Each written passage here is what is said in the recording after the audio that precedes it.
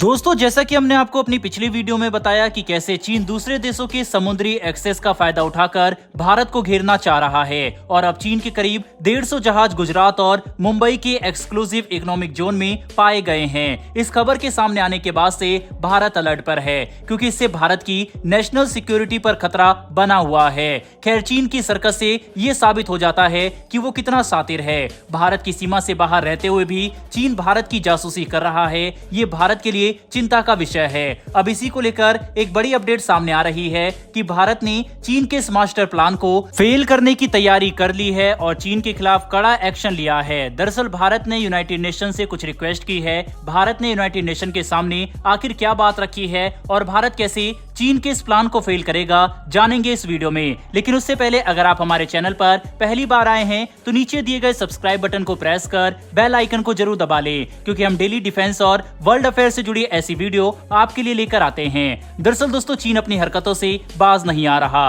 वह भारत को किसी न किसी तरह से घेरने में लगा हुआ है।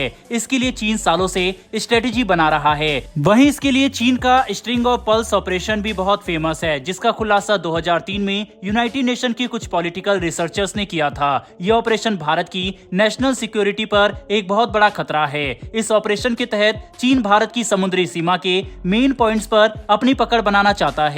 इसके लिए चीन इस रीजन में पड़ने वाले सभी देशों से अपने संबंध मजबूत कर रहा है। इसका एक उदाहरण है मालदीव। मालदीव भारत के लिए बहुत जरूरी है। ये बात चीन को भी अच्छी तरह पता है, इसीलिए वह चाहता है कि मालदीव में अपनी पकड़ बना ले और भारत को घेर सके। इसीलिए चीन मालदीव में भारी इन्वेस्टमेंट भी कर रहा है ताकि मालदीव पर दबाव बनाया जा सके। मालदीव को लेकर सब ये भी अंदाजा लगा रहे थे कि चीन मालदीव को निशाना बनाकर कोई भी काम करा लेगा, लेकिन मालदीव की ओर से ये साफ कर दिया गया कि वह सभी देशों के साथ मिलकर काम करना चाहता है, न कि गुटबाजी करके।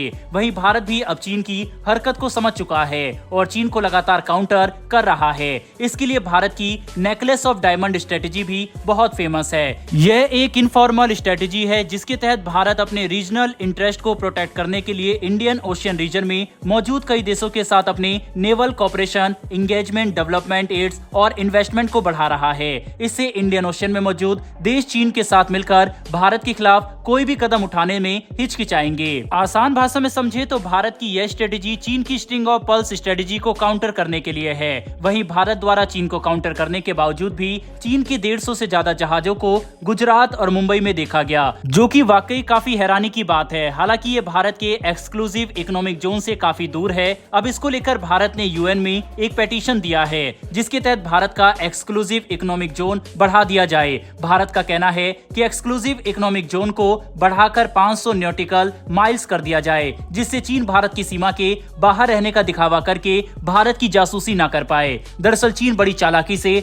भारत की जासूसी करता आया है। भारत के एक्सक्लूसिव इकोनॉमिक जोन से थोड़ा सा बाहर रहकर भारत पर नजर रखता रहता है, क्योंकि नियम के मुताबिक चीन इस जोन के अंदर नहीं है, इसीलिए भारत इसके खिलाफ कोई एक्शन नहीं ले सकता था। लेकिन अब भारत ने आखिरकार यूएन में अपने इकोनॉमिकल जोन को बढ़ाने की मांग की है। अगर यूएन भारत की रिक्वेस्ट एक्सेप्ट कर लेता है तो चीन भारत के एक्सक्लूसिव इकोनॉमिक जोन से थोड़ा दूर हो जाएगा और आसानी से भारत की जासूसी नहीं कर पाएगा।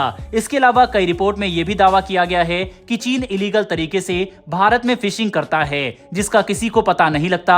वहीं एक्सक्लूसिव इकोनॉमिक जोन बढ़ जाने से इलीगल फिशिंग भी खत्म हो जाएगी। जहां एक तरफ चीन सरेआम अपने छोटे छोटे जहाजों को भारत के इकोनॉमिक जोन के पास भेजकर जासूसी करने का काम कर रहा है, तो वहीं दूसरी ओर अपने इस काली करतूत से साफ इनकार भी कर रहा है। भारत में मौजूद चीन की एम्बेसी की तरफ से इसको लेकर एक स्टेटमेंट सामने आया है, जिसमें चीन ने अपने ऊपर लगे सभी आरोपों से इनकार कर दिया है और मामले की जांच करने को कहा है। दोस्तों, जिस तरह से चीन लगातार भारत को चारों ओर से घेरने के लिए जाल बिछा रहा है, उससे भारत की सुरक्षा पर खतरा बना हुआ है। चीन भारत के पड़ोसी देशों की आर्थिक मदद करके अपने संबंध मजबूत कर रहा है, जिससे वह अपने इरादे में कामयाब हो जाए। कई देश तो चीन के कर्ज तले दबे हुए हैं, वहीं चाहकर भी चीन से कुछ भी नहीं कह पा रहे, जिसमें श्रीलंका भी शामिल है। श्रीलंका का हम्बनटोटा बंदरगाह इसका बेस्ट एग्जाम्पल है। चीन ने श्रीलंका को कर्ज देकर हम्बनटोटा बंदरगाह को लीज पर ले लिया था। वहीं अब चीन के यहाँ पर जहाज बिना रोक टोक के आते जाते रहते हैं। श्रीलंका भी इसका विरोध नहीं कर पाता। दोस्तों, इन्हीं सब के चलते हुए भारत ने यूएन से अपने एक्सक्लूसिव इकोनॉमिक जोन को बढ़ाने की मांग की है। अब ये देखना काफी इंटरेस्टिंग होगा कि क्या यूएन भारत की इस रिक्वेस्ट को एक्सेप्ट एक्सेप्ट करेगा या नहीं, क्योंकि भारत ने जो डिमांड की है वो मौजूदा एक्सक्लूसिव जोन से लगभग 2 गुनी है। बहरहाल दोस्तों, इस वीडियो में इतना ही, लेकिन यूएन में भारत द्वारा उठाए गए इस कदम पर आपकी क्या राय है कमेंट बॉक्स में लिखकर जरूर बताइएगा। साथ ही हमारी आने वाली डेली डिफेंस और वर्ल्ड अफेयर से जुड़ी इस तरह की वीडियो के लिए नीचे दिए गए सब्सक्राइब बटन को प्रेस कर बेल आइकन को जरूर दबा लें। फिर मिलेंगे ऐसी एक नई वीडियो के साथ। धन्यवाद। जय हिंद।